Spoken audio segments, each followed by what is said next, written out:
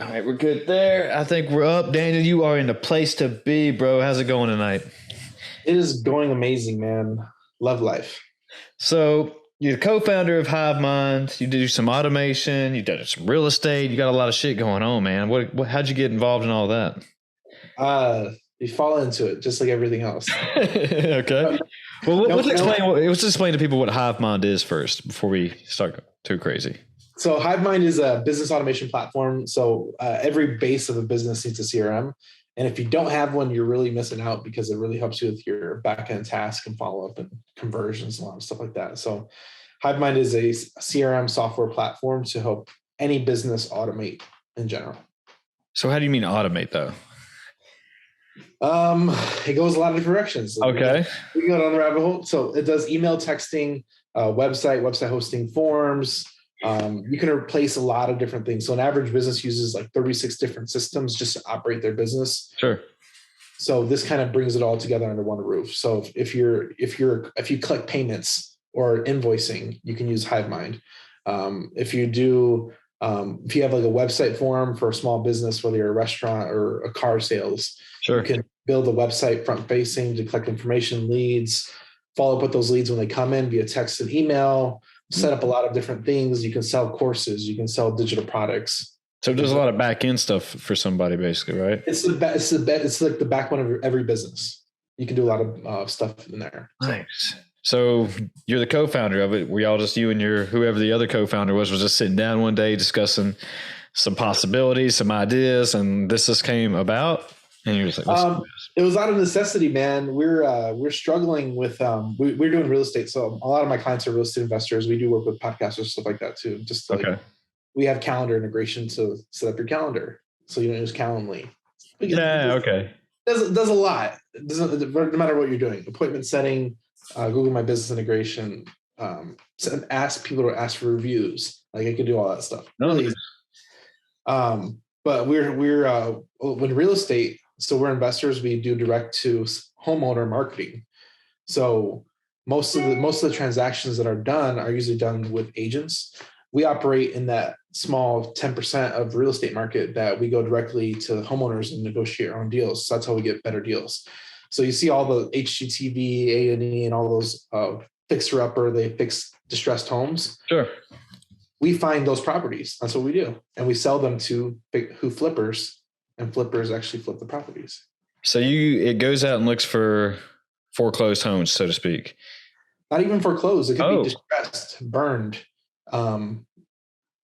just physically distressed where it's tall grass. It could be vacant. It could be broken into. It could be bad tenants. It could be tax foreclosures, you name it. Does it put a value on those houses, or it just says, hey, there's a house here at 101 Market Street, go look at it? Or how does that work? I've always been interested in this stuff, man. So it's just like, it's just like get in a real estate game and stuff like that. So it's okay. So everybody, if you commute 20 minutes to work, you're going to pass 1,000 properties.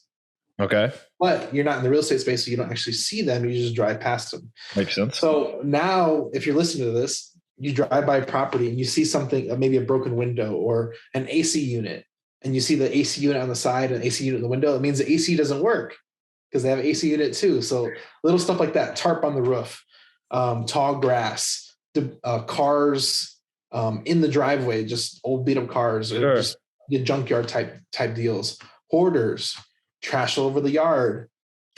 We're looking mailboxes that are full of mail. Right. Okay. This ones that are not being taken care of. Right. Okay. Not being taken care of. No one cares about them. They might have been vacant for 10 years. It might have burned a year ago, and it's just a slab. That's all property that we look for because it's just sitting there. Yeah.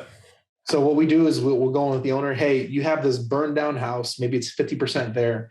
They already got paid up by the insurance. Hey, we'll give you 20 grand for this lot with the half burned down house. And will you take 20 grand? And most of the time, like, yeah, I'll take 20 grand. I already made 200 grand off the insurance. Here, what's another 20 grand? I'll take it. So they'll take 20 grand. We then sell it to an end buyer who might tear the whole house down and rebuild a brand new mansion. I'm with you now. I see what's going on. That makes sense now. Okay. So we facilitate, we're called wholesalers. Yeah. we facilitate a lot of distressed and properties that don't move because of deed problems, heirship problems. A lot of people pass away and they have no will. They don't even have heirs. What happens then? It just sits there. So we solve difficult problems in real estate to make money. So is that part of your day, just kind of riding around looking for places like this? Especially in LA? I mean, I'm probably there's tons out there. So we can do this virtually. So I invest in, I own property in Georgia. I'm trying to do storage in Georgia. I do stuff in Texas, land all over Texas, and I just live here. So you're living on, like, was it Realtor, Trulia, Zillow or something? Is that what you're looking for these places on, or is it like bank websites? You don't have to tell us how the sausage is made, but no. It's okay. It's one of those things. So there's different marketing things. So Freedom of Information Act, everything is public knowledge. So every county in America has a tax assessor site. If you own property, you are online somewhere. So let's say you're John Smith in Chicago, Illinois. I can go to Chicago, Illinois, look up the county, DeKalb County, or whatever counties. I forget the counties in Illinois, but just pick a county. I can search in that county, Illinois, tax assessor. You go to tax assessor site. Hey, I'm gonna search John Smith of 123 Main Street, and boom, property pop up. It's a 2-bedroom, 1-bath house on 4,000 square feet that was built in 1950. They bought it for $40,000, and that's all public information. That makes sense now. Okay. Every property out there is recorded somewhere online. That makes perfect sense now. So you're out there looking, you're hustling, you're grinding, and you just pick one, and you see it virtually, and you're just like, you don't even care. You just take a chance. It's a numbers game. So we talk to a bunch of people. So we do different marketing techniques. So for a lot of our clients, they do texting. So they'll pull a big giant list in Harris County, Texas, and text 1,000 people over the next 5 days. And then, hey, are you interested in selling your property? And then just start prospecting. Wow, dude. All right. This is I didn't even know there was anything like this to this. I just thought, what you were saying, there's HGTV people went in there and just bought the house for $20,000, then demolished it and built, a house for somebody who collects butterflies and whatever. And they have $1 million budget. It's a whole nother business, man. Okay.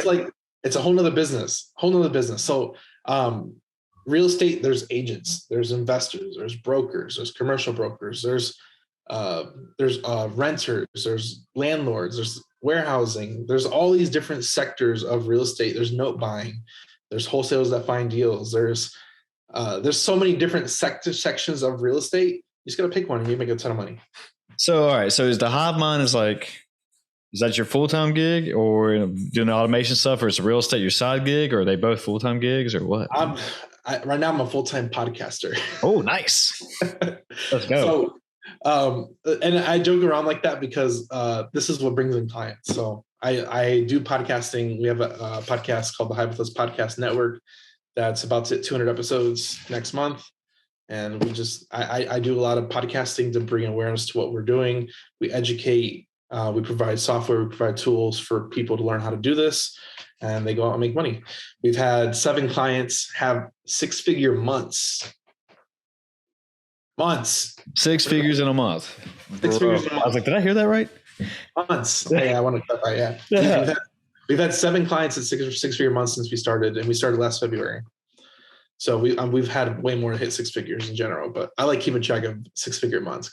Dude, it's sexy, man. I mean, damn. I mean, some people probably don't even see that in years, obviously, but yeah, just kind of touching on what you said though, podcasting is almost a way to go now, just as far as spreading out information and marketing. Just so many people are diving into the podcast world. I mean, there's been jokes out there. Almost everybody has a podcast right now, right? So, but not really. Well, I mean, somebody else told me a stat that I forgot, there's like millions and millions of podcasts, but only 20 or 25% of them are actually active or something like that. And that means active. They posted in with like 60 or 90 days or something like that. So yeah, it's just like, everyone's got a podcast, but how often are they actually, working at it, doing all that stuff? But yeah, man. So when you get people like these clients that are making 6 figures in a month, I mean, you bring them in, you teach them what they need to know, the ins and outs, and say, go on. It depends. So everybody's at different stages. Some people are like brand new at real estate, so we have to teach them like A to Z. Like, hey, this is how you do it. This is how you do it. That'd be me. But other people, they've already done deals, so they just need something to control and automate their outreach in general. So that's where the CRM comes in. We're working on a new product just to deliver hot leads to them in general. So we're calling that Hive Leads. Anybody interested, it's hiveleads.io. And we're going to be instantly delivering hot leads to them where they'll have a larger chance to convert.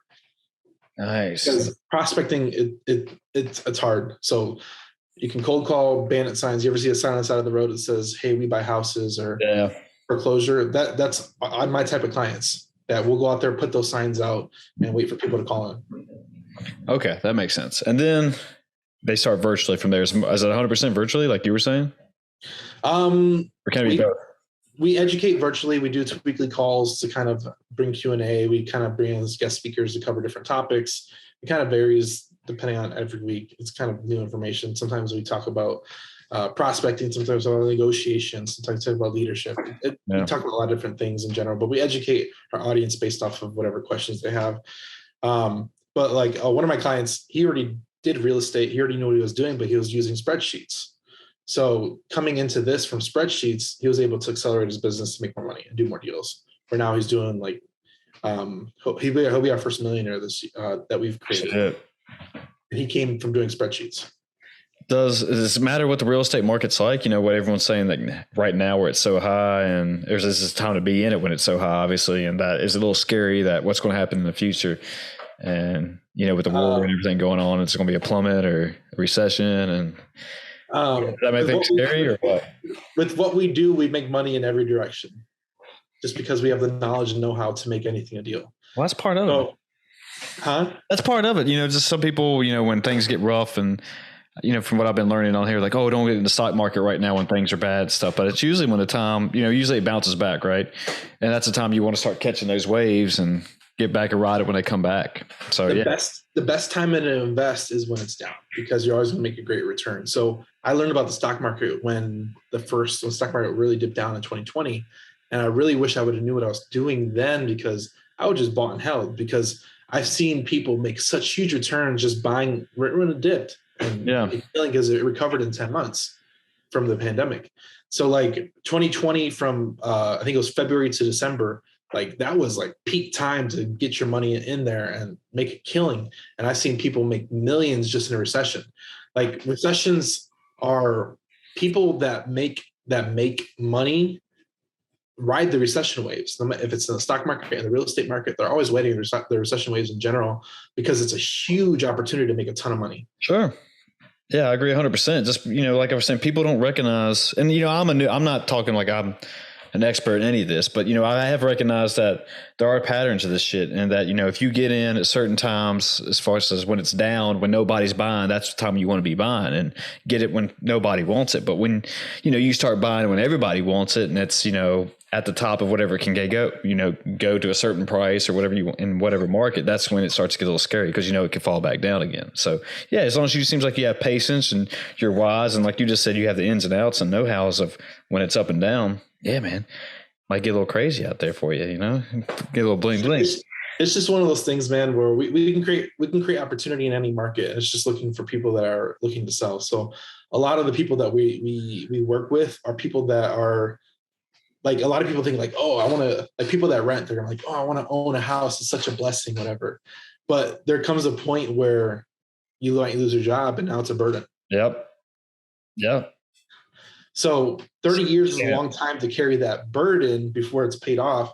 So a lot of times we help people transition from that. So like we helped homeowners, like, let's say you just bought a house and you're military and you get stationed somewhere else 3 months later. Like, what do? You have no equity to sell that house. Sure. The money you put down is pretty much gone. You're going to lose. You have to bring money to the closing table to sell this property. Sure. And those people we help because we take over payments and stuff like that just to take over the house where they can not get a foreclosure on their record because now it's just crazy situation. So we help people that don't know a way out and we help them out of the situation. There's probably a ton of people that are like that. You know, like, I didn't even know that having a foreclosure on your record was something. It can affect your credit to 7 to 10 years where you can't buy a house. Oh shit. I didn't even know that. You know, I just bought my first house maybe what have I been in here 6-7 years ago now? But I kind of like you, I just was going off. Well, not even like you, but I was going off what people were telling me, just saying, don't sell it within 5 years, you won't get your money back and stuff like that. But yeah, I didn't know that if you got a foreclosure on your thing or whatever, I thought you could just foreclose, like whatever, screw it, figure it out later. But damn, yeah, I just guess there's a lot of people like that are very naive to this market. They just don't know, right? I mean, it's not even, you don't know what you don't know. A lot of people aren't educated in the space. So there's thousands of people that just come across it, especially now with everybody with COVID not working for some months and possibly losing their job, and they're on forbearance, and now they have to come up with $20,000 to reinstate their mortgage. Like, they're stuck between a rock and a wall. They're just stuck. They can't even see a way out because they don't have the knowledge to understand how to get out. So were you just learning this constantly all your life, and I learned on podcasts and YouTube. That's what most people are doing. That's what I've been doing: YouTube education and podcasting, man. Where I get most of mine. If I want to learn something, look it up, research it. I mean, you got the power to do it now, so why not? I mean, there's really no excuse you can say that, I don't have time or whatever. If you've got time to look at your phone or a screen, you can probably learn something. So I'm originally from the trucking industry. So I've been an entrepreneur for 4 years. I haven't worked for anybody. When I was pivoting into entrepreneurship, I was trucking. So all I do is drive and listen to podcasts and stuff. So I really took that time, and because I had a bunch of free time just to educate myself. Yeah. So I'm a product of podcasting and YouTube in general. So I really try and get back to the community. Well, how was the trucking industry? You just decided that, hey, I don't want to drive anymore. I want to go out on my own and take a chance. It's a pain in the ass, man. Trucking is a pain in the ass. So I actually, I used to load trucks, drove trucks, started my own trucking company, and then I went into real estate. So how long did you do trucks for, though, and stuff? I drove for 2 years with a company, and then I started my own company and drove for 2 years for myself. Okay. And then I pivoted out of trucking. My trucking company went to shit. Oh, I see what you're saying. Was that one of your first entrepreneur startups? Yeah. Okay. Yeah. Well, you got to, like I said, you got to take a chance, and not every time everything's going to be successful all the time, right? So you got to pivot. And there's a phrase I heard recently. It was not like, because pivot is like a hard stop. You got to transition. Yeah, you got to keep it right. Keep it moving. So you got to switch your feet up. So not everything works out the first time. I mean, most new businesses fail within 2 years. And I was kind of pissed off because I'm like, I'm not going to be a statistic. And I failed at like 22 months. I'm like, fuck. Well, you had that grind, man. You had that motivation too, though. A lot of people would just instantly be like, fuck, shit, it didn't work. All right, whatever. I guess I'll just go back to working my 9 to 5 or a 9 to 5 and go like that. But yeah, man, I've said it on here a lot of times that, a lot of success is just keep showing up and grinding it out and doing, just learning from your mistakes. And just, a lot of people find that first, wall, and they're just like, that's what you just said, like, fuck, I ain't going to make it. So I guess I'll just go back. It's consistency exactly. In everything. So that's literally what separates the 90 from the 10% is just doing it. Sure. Just starting. 90% of people will not make it to the 10% because they will not start investing in their dreams. Yeah. To make it from the 10% to the 5% is being consistent. Yeah. I don't even know. I don't know if I would call me doing this podcast. I mean, it's like, but the first thing I've really done out there, kind of entrepreneurial, I guess. Right. And then, but that was my whole, I guess, philosophy behind this is that, hey, keep showing up, keep putting content out. You'll probably be dog shit at it, obviously in the beginning. And I'm not saying I'm great at it now, but if you just keep grinding it out, maybe that dog shit will turn into something eventually down the road. But what do they say? Put in your 10,000 hours to master a craft or whatever. So yeah, man, it's just like, you just got to stay on it. And that was like my whole philosophy behind it. It's like, just keep doing it, keep grinding it, keep finding people, keep doing what you got to do, keep doing the dirty work that nobody else wants to do. And it's like, it's one of those success stories. And is this a success? I don't know, but I'm having fun doing it though. Still, while I'm doing it, like you said earlier, it's a good time still. But if it turns into something great, cool. If it doesn't, well, we'll see what happens next. We'll pivot. What I like about podcasting, I always encourage a lot of my clients to podcast because it gets them the ability to conversate. It builds your own audience. Yeah. I'm sure you're seeing ramifications of that. And like, sure. Like everybody's like, oh, who gives you the right to teach and educate? I'm like, well, I did. I mean, I'm out here doing it. So that's gives me the right to do it. Yeah. I mean, I don't claim to be an expert in anything on here, but having conversations with you, like yourself that, I'm learning and stuff that I've never even thought I would be, talking about, on here. And that's the reason I try to keep it very broad with my podcast, just because I don't know anything about real estate. I've always thought about how I should get into it. But, as far as buying land and stuff like that, I don't even know where the first step is. When I bought my house, I was almost a nervous wreck because I didn't know what the hell I was doing. I was like, how am I going to get these fucking loans, man? Like, what do I do? So check this out. I got some stories if you want to learn about real estate. What's up, man? All right. The real estate path. Okay, so my first deal. Check this out. I was living in Atlanta at the time, and I had PPC marketing, which is pay-per-click marketing. Okay. So I essentially had a website up, and I paid for Google Ads. It's for marketing. I hated calling and texting and doing all this stuff. So I'm like, let me have them come to me. So I paid for Google Ads. I had Google Ads up. This lady hit me up, and she lived outside of Atlanta, but she owned a property in Florida. And I'm like, we'll see what she says. I was so nervous to talk to this lady. I didn't even talk to her. I was like, let me just email her. I got her email. 20 emails later, we negotiated a price. The lot, I think, was worth about $25,000 at the time. Okay.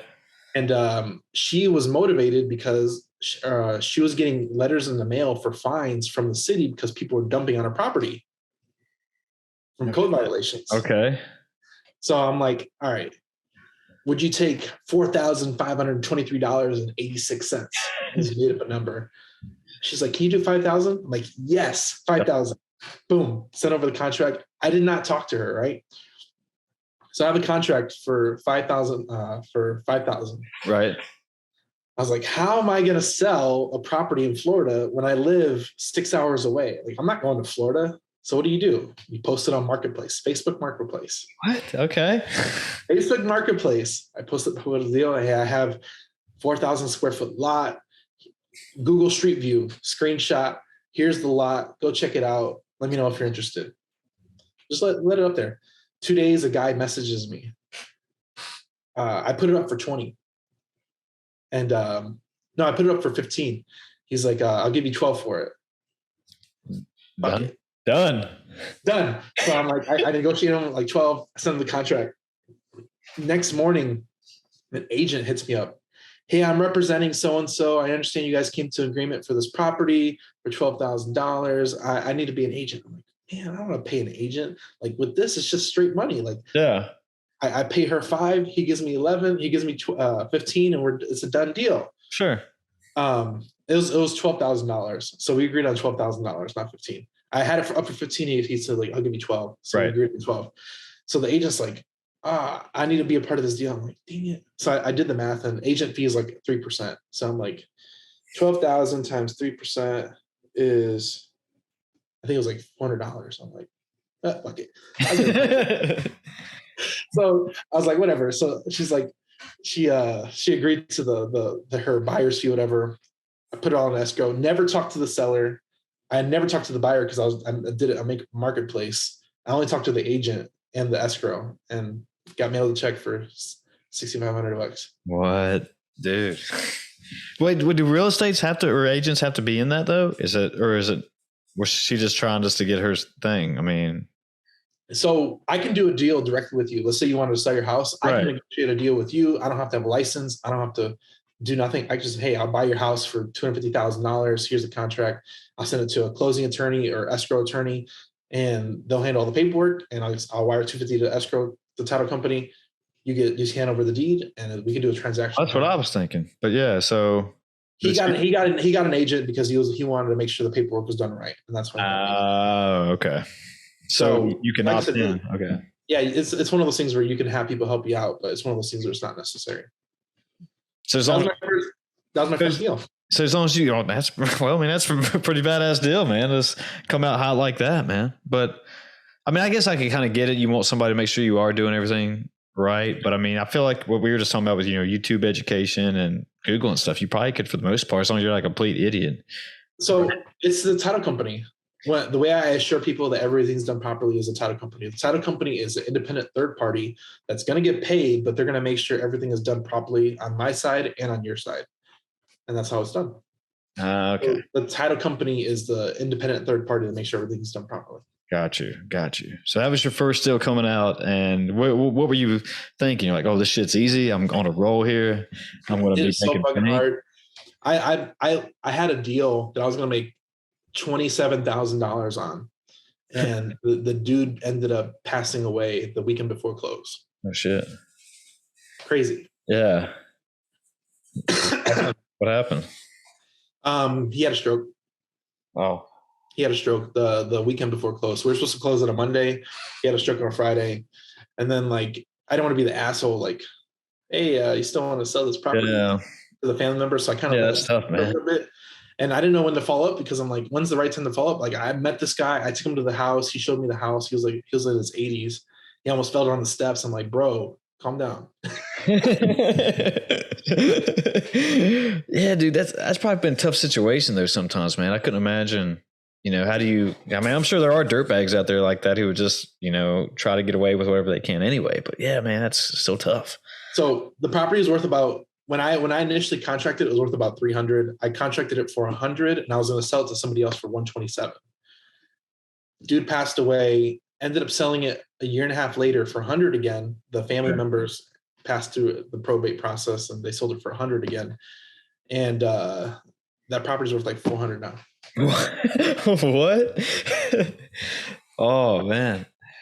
Damn. So craziness. Yeah, dude. I mean, do you ever just beat yourself up with stuff like that when you just, or is it you just kind of move on? Is it really one of those things that, in the stock market, you can't really have feelings for these stocks and get emotional over like if you're losers and winners and stuff. You just move on to the next one, right? You just take your L and whatever. There is infinite deals out there. Infinite deals. I mean, every property that you pass by, commercial, industrial, office, land, there's all opportunity there. Every single one. Doesn't matter. So, I mean, I always see, signs where I'm in a pretty rural area here in Virginia. So there's always signs like, 4 acres, 5 acres, 6 acres, whatever it is, even 20 acres. And it's just, but I always see them, and some of them is just like, oh, I was riding with my family one day and they're like, oh, no, it's probably bad land. You don't want that or whatever. And it's like, well, I mean, land is land, right? They're not making any more of that. So there's got to be something to it, right? So we love land because it doesn't cash flow. So most people like messing with the house spaces because it has actual value. You can look at the neighboring house that just sold 6 months later. It's a verifiable comp. We like land because it does the opposite. Like there's no verifiable comps. It doesn't make any money. It just loses money every year because they have to pay taxes. Okay. So people get fed up with it pretty quickly. Most people that buy it, they buy it at a discount. We just ask for a deeper discount. So this is my partner's story. He does a lot more. He does like the land side of what I do now. Okay. Like I couldn't do like full-time real estate software and all this stuff. So my partner, who's my co-founder of Hivemind, he does a lot of the real estate side. So for him, he messaged a guy and he had like a $30,000 lot. And he's like, I want to sell my lot. Make me an offer. He's like, I'll give you $9,000 for it. And he's like, no, I need 15. I'm like, all right, whatever. Let me know. So the dude actually followed up with him like 3 months later. And he's like, hey, I heard you're interested in my lot. What, can you give me 15 for it? He's like, dude, I told you I'd give you 9 for it. He's like, okay, I'll take the 9. So he gets under contract for 9,000. What he does is he puts it on Marketplace for $9,000 down, 500 a month for 5 years. Sold it in like 2 weeks. Are a lot of people putting their stuff like that on Marketplace? Marketplace is what? Man. I didn't know. I mean, I would never think of looking for land, houses, or anything on Marketplace, man. But I guess it's just like everything else. Shit. So, and like you said, he makes 500 a month for 5 years. Yeah. And he sold it for like 35,000. Damn. Nice. With $9,000 down. So the 9,000, he just handed it to the other guy, and then he makes 500 a month off of it. Okay, well, let's go. Nice. So do you think land is a better way to go? It's up to you, man. There's so many. I've heard people walk into. I heard a couple. They were tried houses. Houses is like the most competition in general. There's some people that want houses. Sure. But I heard this couple that was in the Facebook group I was in, and they're struggling with houses too. So they kind of learned about multifamily. So they ended up finding a mom and pop. Not necessarily a mom and pop owner, but it was just a person that owns 60 units, but they're like older. So they negotiated with the owner, 100% owner financing over with like a 20-year term. And they just handed the keys to this person. Well, why? They would just hand the keys over? Yeah. So what we do is we try and negotiate win-win. So the win-win is that she no longer has to manage the property, but she gets cash out from it. So if she were to sell her 60 unit and say it's worth 600, let's say it's worth $1 million, she would have to pay capital gains on that. Yeah. So she would lose 300,000 just by selling it full price cash. Okay. Or financed, right? So what they do is like a lot of people that operate in that space, they already know owner financing. It's like, hey, I'll pay you 1.2 million owner finance over 20 years. And like, okay, I'll go retire now. So they already own the property free and clear. They just hand over the keys, then they create a terms as far as the rents, as far as the payment per month. And they essentially walked into a 60 unit complex, owner finance 100%. Did you have to build up your negotiation skills, or were you one of those guys that kind of already had a second, sixth knowledge, man? It's the knowledge. It's the knowledge. It all comes back to the knowledge, man. If you understand negotiations, real estate, and even taxes, like even if you go to somebody like, hey, would you owner finance $1 million? You'll pay less taxes. Like you have to know how to explain that to somebody who doesn't know. But sometimes they understand. They're like, yeah, I was going to do that anyway. I'm just looking for the right person to come across. Like a lot of people that operate in that high level space already understand taxes. They already understand owner financing. So it's just looking for the right person to come across and do the deal with. Okay.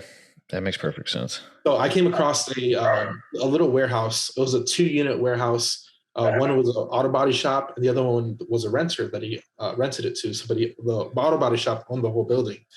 So for him, he's like, I'm looking to retire. I'm not going to sell my business to anybody. It's an auto body shop. Who's going to buy it? So, and he owned the building too. So most people that do real estate, they just want the real estate. They don't care who rents it, and they don't want a business. So he was stuck in between a hard space because he had a business and real estate, and didn't want to sell the business without the real estate, and didn't want to sell the real estate without the business because he had employees that he built the business with over the last 10 years. Yeah. So he wanted to sell it cohesively. So there's people out there that they're willing to do a deal just for people to keep everything together. Oh, okay, man. Yeah. So yeah, just doing your homework and keep staying up on the game, right? I mean, just knowing the ins and outs, it's like you've been saying, but yeah, dude, it's gotta be a little overwhelming at first, but it just comes with you a little bit by little bit by little bit, right? I guess over time.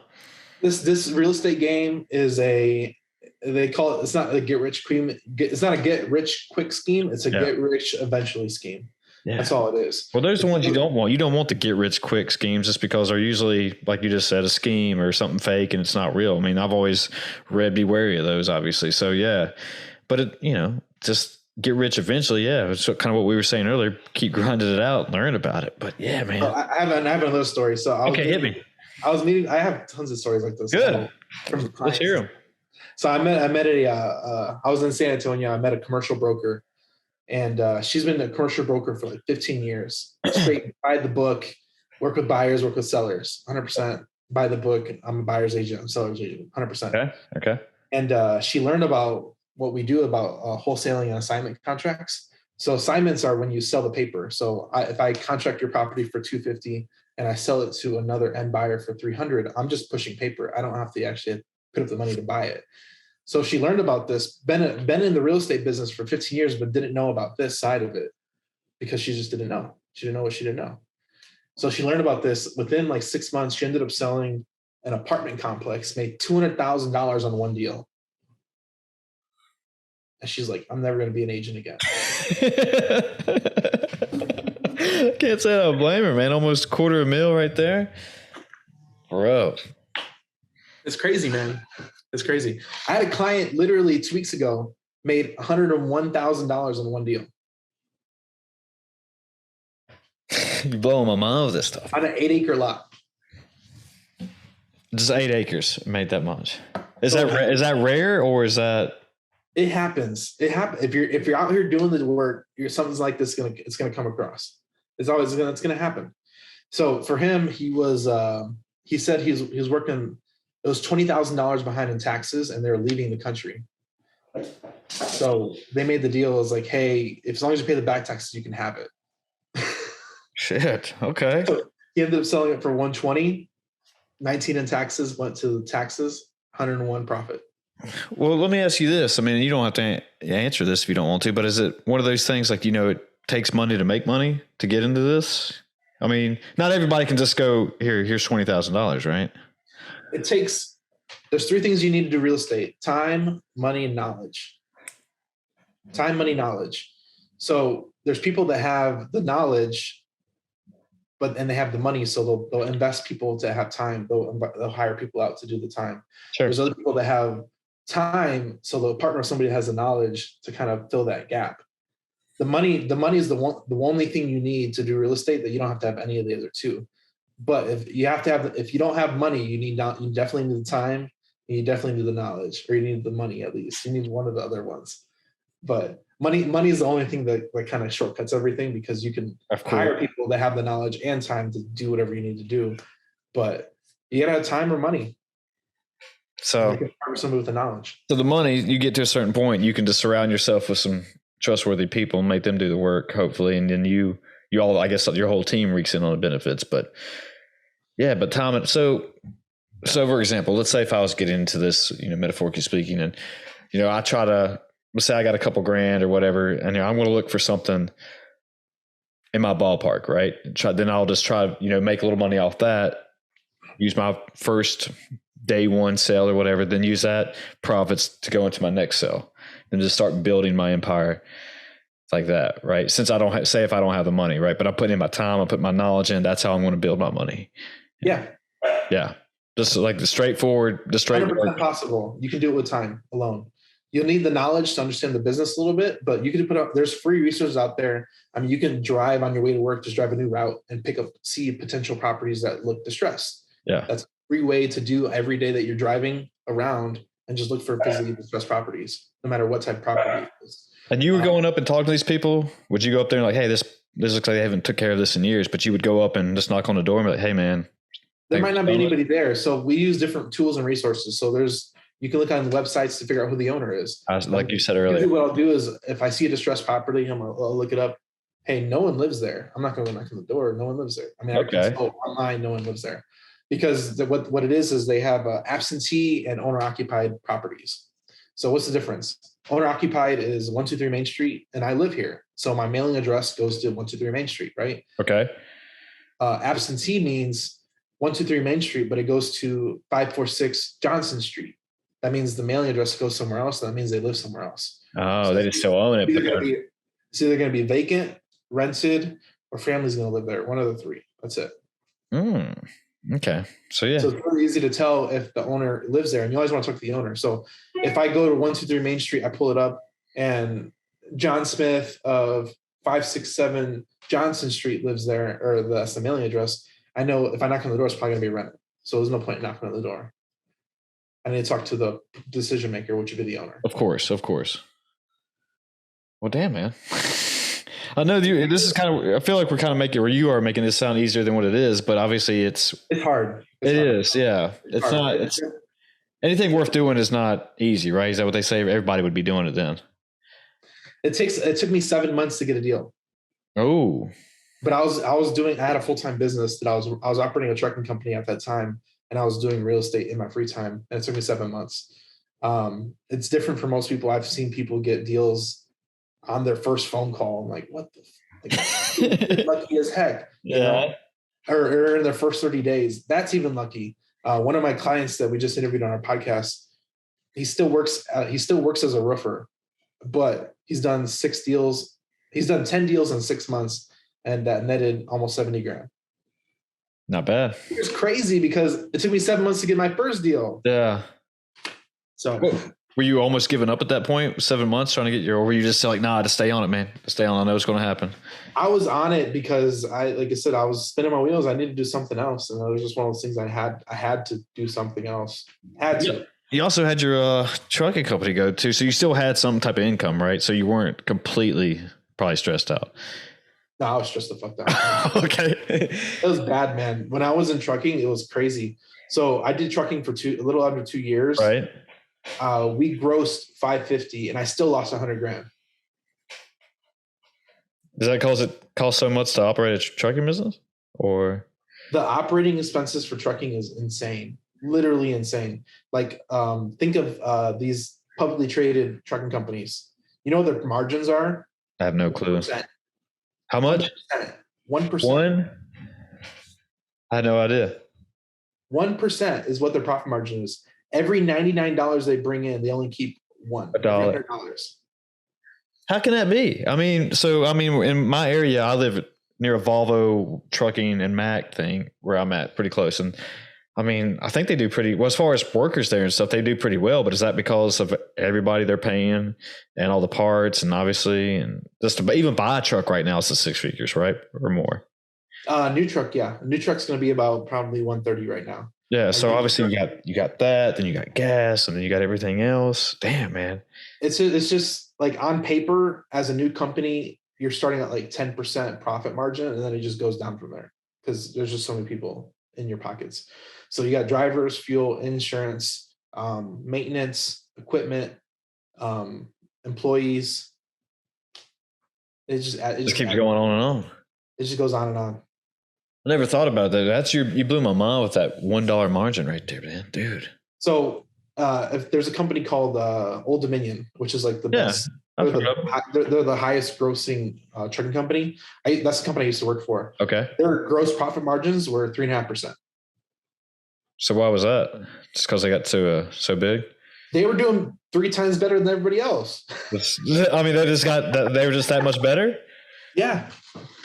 I mean, what were they doing different than everybody else? You know? Well, I mean, Old Dominion is a whole other thing. I think they provided more quality service because I did work for other trucking companies. Okay. And they didn't give a shit. They just brought in money and it was just fucking. But those other companies still made 1%, but they're bringing in billions of dollars, billions. So they're still making a lot of money, even after spending billions of dollars. I'm with you now. But 1%. But 1%. Damn, man. Well, I mean, I admire you, dude. I mean, your grind and, your work ethic, just sitting there, still trucking and still just learning and wanting, like, hey, there's better ways than doing this, man. I mean, I know truck driver. I don't really know any. I know a couple of them I used to work for in high school. I was at what do you call it? Like, it was a wholesale fruit distribution warehouse or something. We would load 18 wheelers all day and send them out to the major supermarkets and stuff. But those truck drivers, man, they would just stay on the grind every day. But yeah, man, I mean, but I thought they did pretty well, but they seemed. The drivers might do well. Like my first year of driving, I did $96,000. Mind you, that was anomaly because I was at a really good paying company, and I worked my ass off for that shit. Yeah. Well, I mean, how much are you driving a day? It's all changed, ain't it? No. I was under regulation back then. So okay. With trucking, you can work up to 14 hours a day. You can only drive up to 11. You have to take your first lunch break before 8 hours. So it's like really long days, and you work 24/7 pretty much because even if you're not at home, you're still working. It sucks. It's just were you getting to scope out a lot of property though, just doing your drives? Like while you were like, "Ooh, I could get that one." Oh no, that might be me. Well, I guess you're mainly on the interstate too, probably. Yeah, I was mainly on the interstate, all interstate miles, and like I said, I use that time to educate myself. That's the way to do it, dude. Dude, I admire that, dude. Did you go to college or anything, or you just came out? I went to college for 2 years, but it was a waste of time. I don't doubt it, man. For me, it was one of those things where I didn't know at 18, I'm like, I didn't know what to do. Like, sure. Kind of get pushed out into adulthood, and like, I was one of those guys. Everybody's going to college, and I kind of went to college, and I failed all my classes because I was just like, I'm here. This is where I'm supposed to be, but what do I do? Yeah. You were just being told.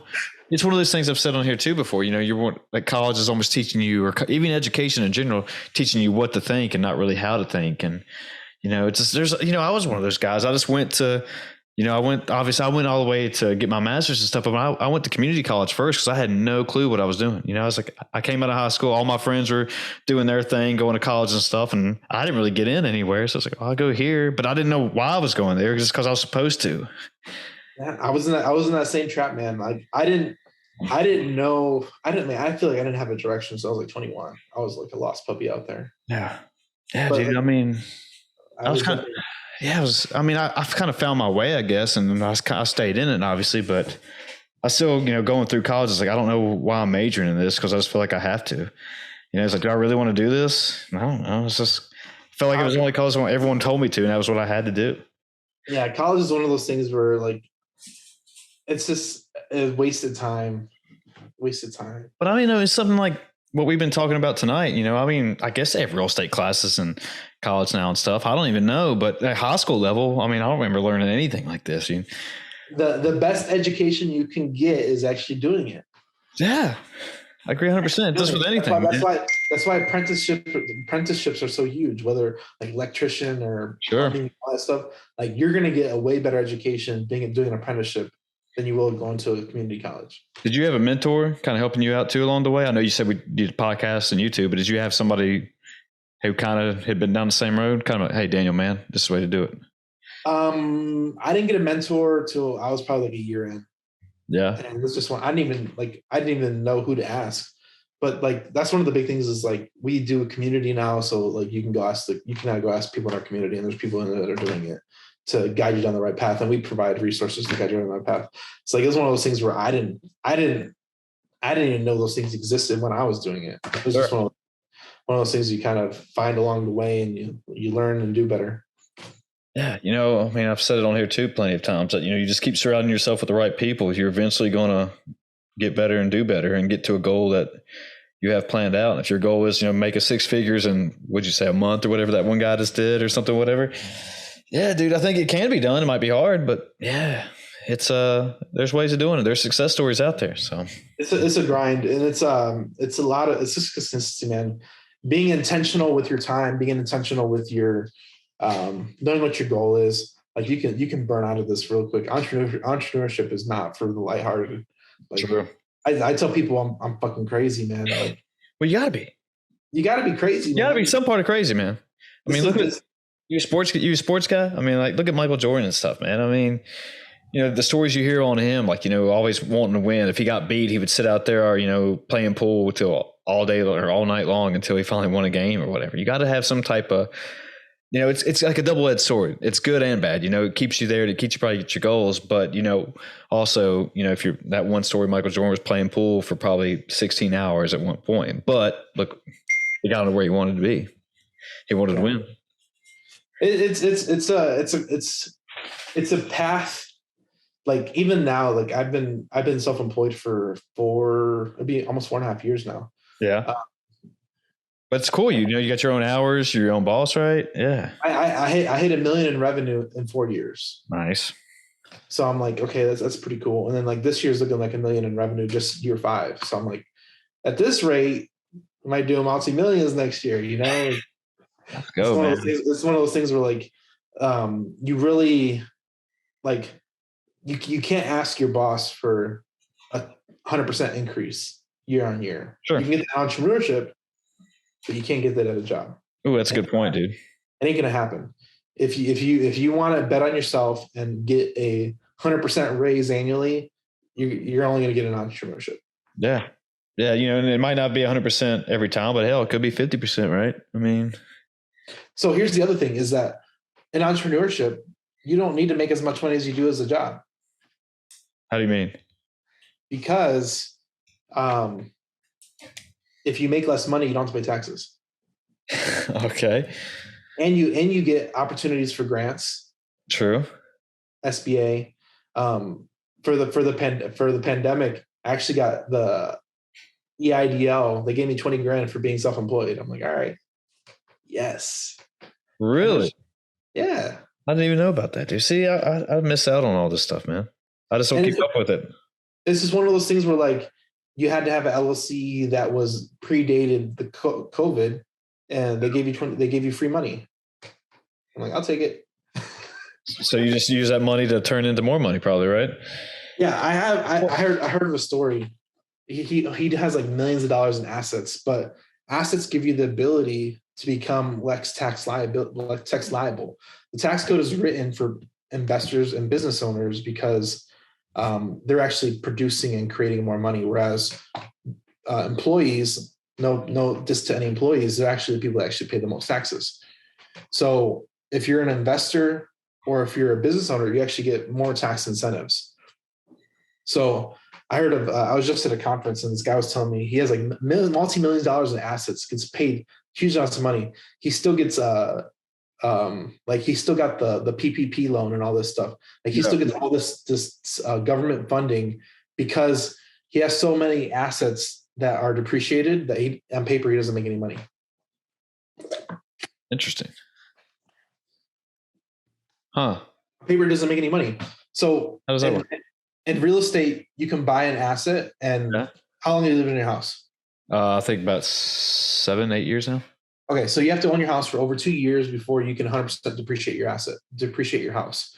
So us as investors, we can use that depreciation to mitigate our taxes, or we'll buy a property. Okay, I'm seeing what you're saying now. So when you start making more money, the best way to pay less taxes is to buy more real estate because you can appreciate it and actually take a loss to pay less taxes.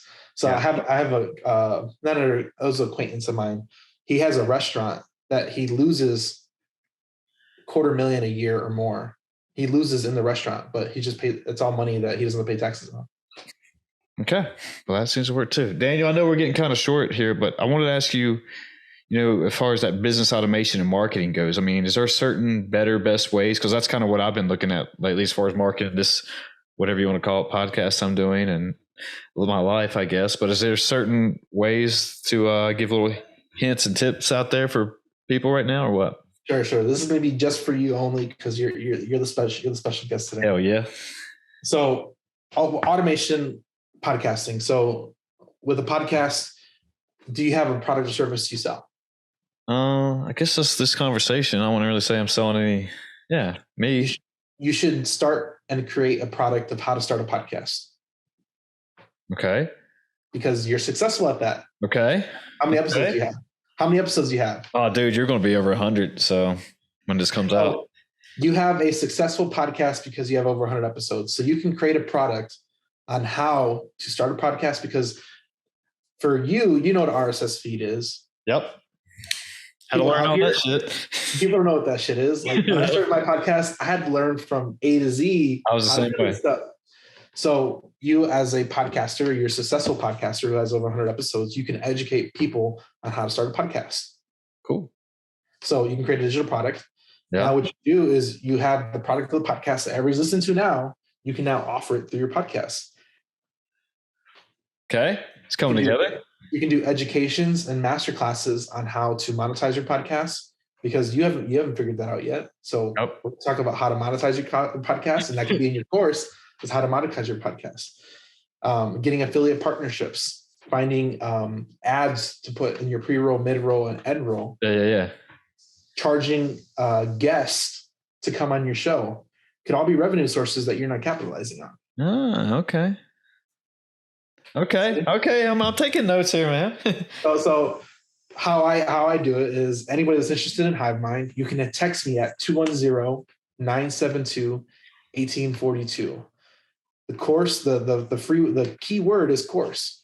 You text the keyword course, it tells you how to make 6 figures on one land deal for $1. So what that is it's a lead magnet for people to come in. Sure. They text in, we collect their information, and now we introduce them to other products and services that we might offer, which is how to start a podcast. I see where you're going, man. Okay. So then you can create your own podcasting community and talk about how to find guests. Do a webinar of how to find guests. You know how to find guests. Yeah. Most people starting out don't know how to find guests. How to find guests. Yeah. How to find the right guest. Yeah. How to carry a conversation. You can do education on that. You can do a community where you do coaching calls, like once a month or whatever, group coaching calls to educate them and see how they're doing on their podcast, any hangups are stuck up on, how to find affiliate partners to push on their show, how to find the right people, and just different ways to monetize it. Damn. Yeah, dude. I agree 100% with you, man. Just even one thing that when I started this, somebody was talking about, well, what are you going to talk about? What are you going to produce? What are you going to? I was like, dude, every conversation's content, dude. I mean, it doesn't, look, there's some shitty podcasts out there and there's some good ones, but yeah, I mean, just having a conversation with someone like you, that's content right there, and just learning from there. People are going to get some, only if, what do I always say? If like 99 people, would say it's dog shit, but at least out of 100, but one person said it was good. It's like, hey man, at least someone got something out of it. So I heard through the grapevine. I haven't confirmed this is true. There's a podcast out there that he charges. There's two out there that charge $10,000 to $25,000 just to come on their podcast. What? One episode as a guest. Really? And they ask for affiliate links, and they ask for a portion of the affiliate links of revenue created. And that's how they make money on their podcast, including ads. It's a lot of cheese, man. $10,000, $25,000 come on a podcast? Damn, bro. But I guess you get a lot of returns. This is through the grapevine. Person that paid $25,000 to get on the podcast ended up making $100,000 off of their high ticket product from getting on the podcast because they had a big audience. So a podcast can be used as ad revenue or ads in general. It's a way to get out to your audience.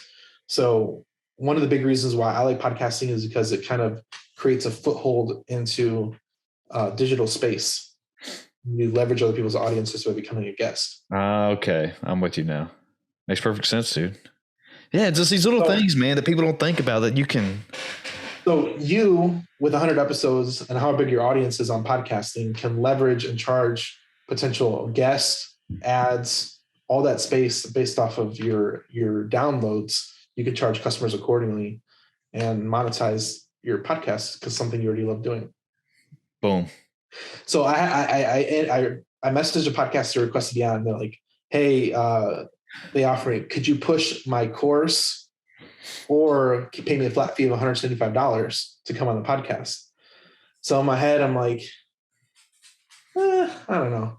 But in my head, I'm thinking about my numbers because I do about 20 a month. If I charge $175 to come on my podcast for 20 episodes, it's almost $4,000 a month. It's pretty good change just that right there. Just for charging clients to come on for $150. And there's clients that'll come on and pay you, but like I'm not asking my clients to pay for my. Yeah. So I've never even thought about doing something like that, having your guests pay you to come on, but it makes sense. And the reason why they did it is because of the cost of content creation. So I have 2 video editors. I have a social media manager. Like that all costs. And everybody that comes on my show, they get shorts, they get the main video, they get all that stuff put out, all the graphics put out. And it's something I just do for free right now because I'm already doing it and I already have people in place. Yeah. But you could easily, So, but check this out. The reason why I like podcasting too in general is because if you can really get out your own product or service or somebody else's product and service, it's worth tons of money. So there's a big real estate podcast called Bigger Pockets. I DM'd them to see how much their ads cost. Okay. And they told me it was $10,000 for a 3-month commitment in ads. I'm like, hell no, I'm starting my own. Because you got to think, if they're charging $10,000 per ad spot, how many ad spots do they actually have available? Right. That they're turning into a cash flowing asset. So Bigger Pockets has the podcast. They actually have like four podcasts now, I think, that are under the original one. They have a blog and they have a newsletter, a magazine. So they have all these different assets that are kind of leveraged underneath the podcast that they started that all make different recurring revenue sources. Wow, dude. Makes perfect sense. You, as you're starting a podcast for fun, can easily turn this into a cash flowing asset as your audience gets bigger over time by providing value and valuable content. You can turn this into multiple different assets in classes, or multiple different assets in general to create and monetize. So where Hivemind comes in is you can use Hivemind for calendars. You can use Hiveminds for checkout pages. You can use it for you can kind of create your own Patreon thing. Like you could do that. Yeah. I've been looking at that part too. So I don't know if I'm going to go down that road yet, but I've been wanting. It's one of those things where like you just have to monetize. Like if people see value in it, people will want to return that value back to you monetarily. So you have to create opportunity to accept that value. Yeah, that makes perfect sense. So create an opportunity for your customers. Easy thing to do is apparel. I've been looking at that. I have been looking at that too. But apparel, printful.com. Printful.com. Daniel. So apparel is such an easy way to monetize your audience, and it's something to get your name out there in general. So one of the things when we started Hivemind, we instantly started a dropshipping company through Printful and Shopify day one, because we gave out, imagine if you did a giveaway for listeners to opt in for a free shirt, hat or something. Yeah. A free shirt or hat. How many people would opt in? Those are leads that you paid for $20 with a hat or shirt, So now you can really leverage and monetize the audience, because one of the biggest things about social media and stuff like this, podcast in general, is you're building an audience. Make sure you leverage that audience to make billions. This is what Kylie Jenner's, this is what the Jenners do. This is what Kanye does. This is what Rob Dyrdek does. Like, he's on MTV making millions, leveraging his personal brand and branding. I saw a thing with him, and I love ridiculousness. But yeah, I used to get into that. I know he has other shows, but one of his, he pitched like his business idea of I forget the show, but he like pretty much does business, and that was one of his shows on MTV. And it brought him more business just by being on TV. And he made money off of selling it to a TV show. So now he's making money off the TV and getting more business just off the TV and TV show in general. So he's making money on top of money just by doing something he loved. Yeah. Well, Daniel, we got to cut this a little short here. I got to get off here, wrap this up. But if people want to find you, find Hivemind, all that, where do they do that at? All that good stuff. You can text me at 210-972-1842. Just text the keyword course or Hive. We have a Facebook group, Hivemind CRM, public facing group. If you're interested in real estate or anything like that, business automation, you check us out there. And we're on all platforms: YouTube, Twitch, Instagram, TikTok, you name it. We're on there. And we're just providing value. We're coming out with a book this year. We have an annual conference that we do. It's going to be in Fort Lauderdale this year, August 25th and 26th. You can check that out at thehiveislive.com/summit. And we're here to provide value, education, and hopefully make you into a 6-figure a month earner. Boom. Daniel, thanks for being here, dude. This was just appreciate it, man. I got a lot of pearls and gems here tonight from you, dude. So thanks, man. Power of podcasting, man. You learn from your guests. There we go, man. All right. Anything else you need to say and get off or plug or all that good stuff? We'll be out. Cool. All right, everybody, we're out. Be good to yourselves and all that good stuff.